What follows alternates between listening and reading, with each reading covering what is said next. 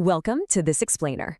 Today, we're jumping right into the foundational blueprints of our digital world to understand exactly how massive scale is achieved and why the systems we rely on every single day are actually designed to survive constant, unavoidable chaos.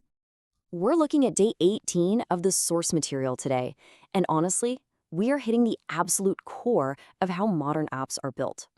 The platforms you use all the time, they aren't just sitting on one magical, indestructible computer hidden in a basement somewhere. Not at all. They rely on some really fascinating engineering principles and a few totally necessary compromises. So here's our roadmap for today. Number 1, distributed computing basics. 2, the reality of failures. 3, decoding the CAP theorem. And 4, real-world system analysis. All right, starting off with section 1, distributed computing basics. The single concept of distributed computing is literally the bedrock of all horizontally scalable architecture. Instead of scaling up by just buying one massively expensive supercomputer, which, let's face it, represents a highly vulnerable single point of failure, engineers scale out. They link up thousands of completely standard machines over a network so they can collaborate. Now, to us on the front end, it feels like one seamless unified system. But behind the scenes, it's this highly choreographed dance of independent nodes working in perfect tandem to handle massive traffic and basically share the heavy lifting. Moving right along to section 2, the reality of failures.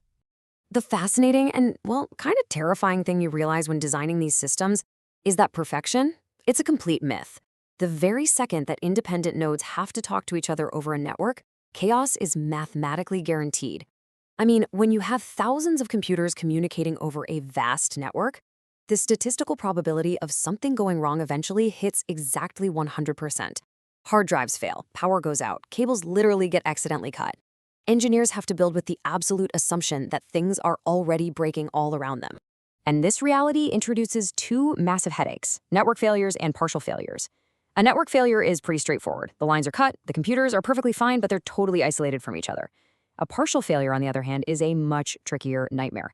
Think of it like a sprawling digital factory where one specific assembly line suddenly just stops communicating, but all the other lines keep pushing data forward completely blind. It creates massive bottlenecks and total data confusion. It's essentially a zombie scenario, and it is notoriously difficult to manage because the rest of the system doesn't immediately know what's broken and what's still alive. Which brings us to section 3, decoding the CAP theorem. So how in the world do engineers actually manage all this chaos? Well, it all comes down to exactly 3 core guarantees. Whenever you design a unified system across a fragile network, these are the 3 primary goals you're constantly trying to balance to keep your users happy and your data safe. Those guarantees are consistency, availability, and partition tolerance, which together form the CAP theorem. It's basically the golden rule of system design. It's a famous pick 2 scenario that dictates the architecture of the entire internet. Now, ideally, you want the whole shebang, right? You want your data perfectly consistent everywhere. You want your system available and responsive every single time a user clicks a button. And you want partition tolerance to survive those inevitable network breaks we just talked about. But thanks to the laws of physics and network latency, engineers are forced to make a really tough choice. See, because network failures are an unavoidable reality, our systems absolutely must have partition tolerance just to survive. You can't control the internet, you can't stop our router from failing, and you definitely cannot protect every single fiber optic cable sitting on the ocean floor. In the real world, partition tolerance isn't just some luxury you can discard.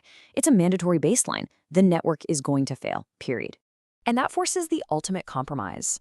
During a partition failure, because partition tolerance is mandatory, your real choice is strictly between consistency and availability. Just think about it logically for a second. If the network breaks and server A cannot talk to server B, what do? Do you keep the system available, letting both servers accept new user data, even though they might end up with completely different, totally inconsistent information? Or do you prioritize consistency, literally shutting the system down and making it unavailable to users until the network is fixed so no conflicting data gets saved? When communication breaks, you simply cannot have both. Finally, let's wrap up with section 4, real-world system analysis. If you want to analyze real-world distributed systems yourself, you just follow these exact steps to uncover the hidden sacrifices engineers are making behind the scenes. Whenever you look at a piece of technology, just ask yourself what happens when it breaks. For example, If a banking application loses the network connection between its main databases, it's almost always going to choose consistency. It'll block your transfer and throw an error rather than risk recording the wrong account balance. So it sacrifices availability. But what about a social media feed? Well, that's going to choose availability. It lets you keep scrolling and seeing cached posts, even if they aren't perfectly consistent with the very latest global updates. Because every single modern app you use is making these exact choices behind the scenes. I really want to leave you with this to ponder. The next time a platform throws a sudden error message at you, or on the flip side, shows you slightly outdated information when you refresh, ask yourself, which cap trade-off is your system making right now?